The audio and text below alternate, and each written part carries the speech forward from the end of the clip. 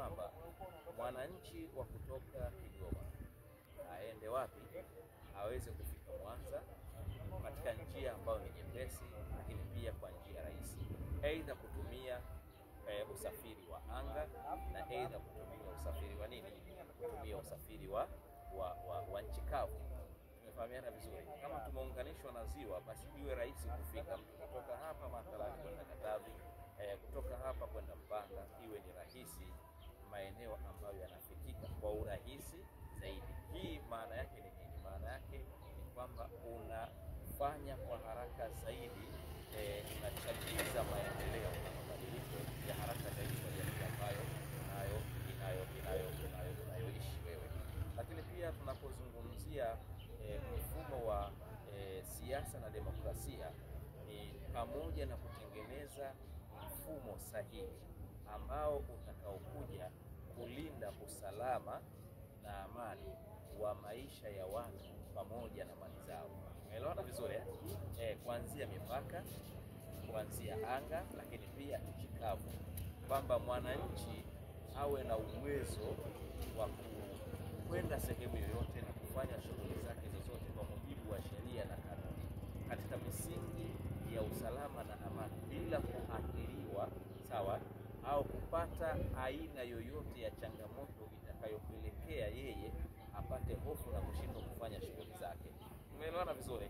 Kwa maana hapa tunazungumzia kuwa na jeshi bora la kisasa, tunazungumzia kuwa na vifaa bora vya kisasa, tunazungumzia kudhibiti anga letu lisije likachezewa na maadui, tunazungumzia kuja kudhibiti usalama wa ndani, kwamba kuziwia hata zile fikra chanya, fikra hasi ambazo zinaanzishwa na watu wasiotakia vyema nchi yetu kwa ajili ya kutaka kuona sisi tunagombana, sisi mizozo ya hapa na pale, baadaye mizozo hiyo inaweza ikapelekea umwagaji wa damu. Kwamba nchi inatakiwa ihakikishe kwamba inaboresha mazingira ya aina yoyote ile yatakayopelekea wananchi wake waishi katika mazingira ya amani, katika mazingira ya usalama wao pamoja na mali zao. Kwa hiyo tunapozungumzia falsafa yenyewe ya siasa na demokrasia, tunazungumzia kwa maana yake kwamba hii demokrasia ina maana gani. Watu wengi wamekuwa wanaichukulia demokrasia kwamba ni sauti ya watu peke yake, kwamba ni kuweka utawala unaotokana na sauti ya watu kwa njia ya kura peke yake, jambo ambalo sasa hata wale ambao hawajafanikiwa kuingia katika utawala wanakuwa wanafikiri kwamba kuwachochea watu na kufanya vurugu ndio inawezekana ikawa ni njia sahihi tumefahamiana na wao kuingia kule, lakini wanasahau kwamba falsafa ya demokrasia pia ni kutumia uhuru ulionao kuhakikisha kwamba unatoa mawazo chanya ya kuweza kushauri, tumefahamiana vizuri, ya kuweza kushauri, ya kuweza kutoa maoni yako ili kuwasaidia wale walioko madarakani waweze kuyaona na kuyafanyia kazi kwa maslahi ya taifa letu, lakini pia kwa maslahi ya kizazi kinachokuja. Na haya mambo yote ambayo nimeyataja na yale ambayo pengine sijayataja, kwa mapana yake huwa hayawezi, wanasema Waarabu, mabigish laila wa nahara, kwamba hayaji usiku na mchana tu kwamba umeamka yakaja tu yenyewe. Hapana, haya ni mambo ambayo yanakuja kutokana na falsafa ya utawala, yanakuja kutokana na falsafa ya at-takhtitu. Wanasema kule kuna at-takhtitu tawilul mada wa at-takhtitu qasirul mada wa at-takhtitu at-taktikia. Tumefahamiana vizuri? Kuna long planning and the short planning. Tumefahamiana vizuri? Kuna mikakati na mipango ya muda mrefu na kuna mipango ya muda wa kati, lakini pia kuna mipango ya muda mfupi. Tumefahamiana vizuri?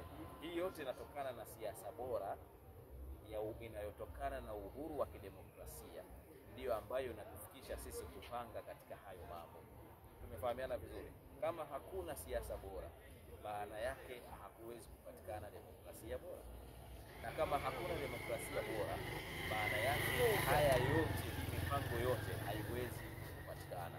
Kwa hiyo ili ipatikane mipango ya kati na ipatikane atafutitu asirul mada, mipango ya kati, si ndivyo, na mipango ya muda mfupi, long strategy, na mipango ya muda mrefu, maana yake ni kwamba lazima kupatikane siasa iliyokuwa bora.